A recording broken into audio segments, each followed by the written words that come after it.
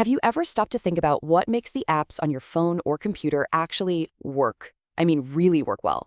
It's definitely not magic. Turns out there's a really disciplined, super powerful process happening behind the scenes, and today we're going to pull back the curtain and demystify it.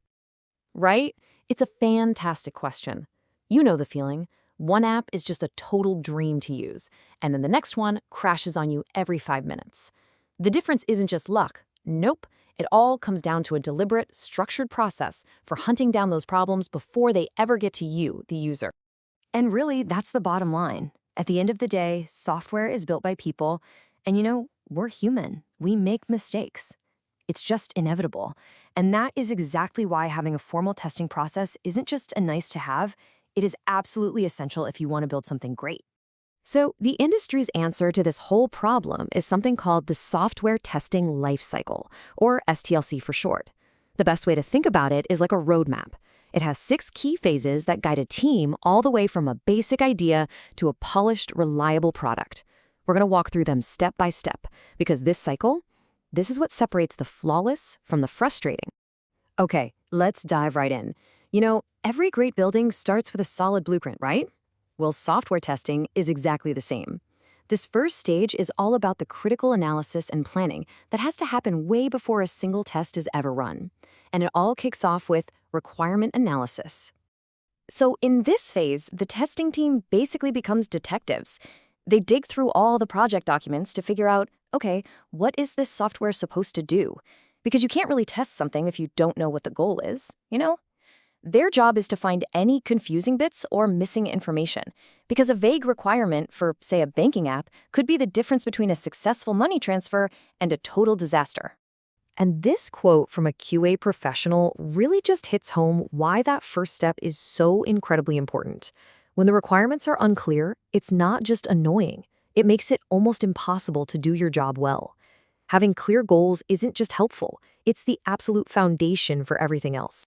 So, once the team has a crystal clear understanding of what needs testing, they can finally move into test planning. This is where they create the official game plan. They're defining the strategy, the scope, the timeline, basically all the resources for the entire testing effort.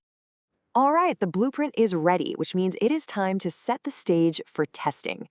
Now, these next 2 phases actually happen at the same time, and they are all about getting ready for the main event.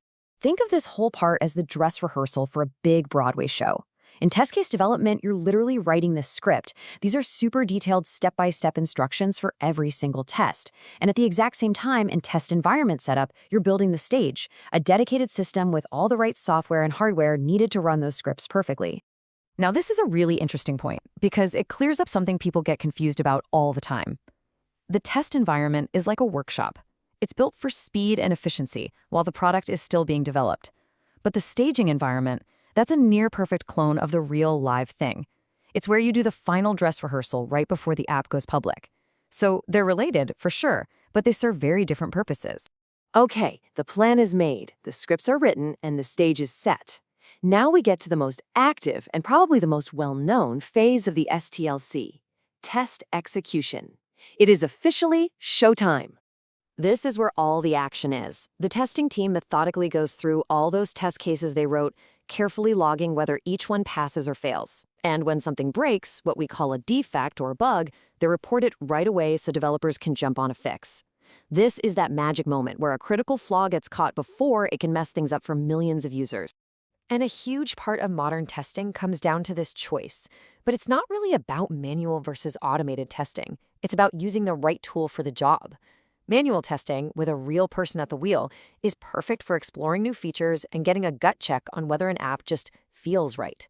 Automation, on the other hand, is like an unstoppable robot. It's absolutely unbeatable for those repetitive, massive-scale tests that a human would get tired of.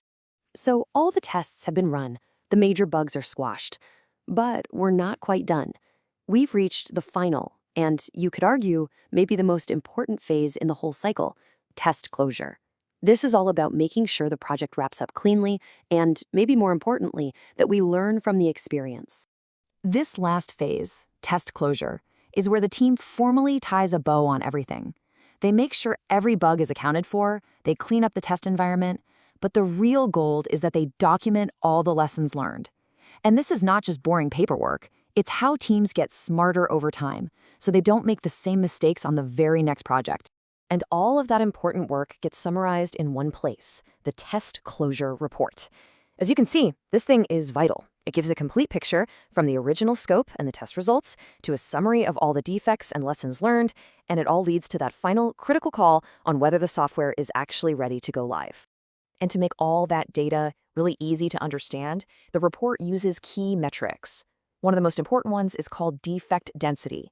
It's a really simple but powerful calculation that just measures the number of bugs found in a given amount of code. It gives us a standardized way to talk about quality. So, for example, let's say your team found 150 defects in a feature that was 15,000 lines of code long. Well, your defect density is 0.01. It's kind of like measuring the number of potholes per mile on a new road. This one simple number gives everybody from the engineers all the way up to the executives a really clear, objective snapshot of how healthy the code is. And that really brings us to our final thought here. The software testing lifecycle gives us the structure and the process, but it also points to a much deeper truth. Making sure a product has great quality isn't just the job of the testing team. It's a collective responsibility. It involves everyone, from the very beginning all the way to the final release. Something to think about the next time you use an app that just works flawlessly.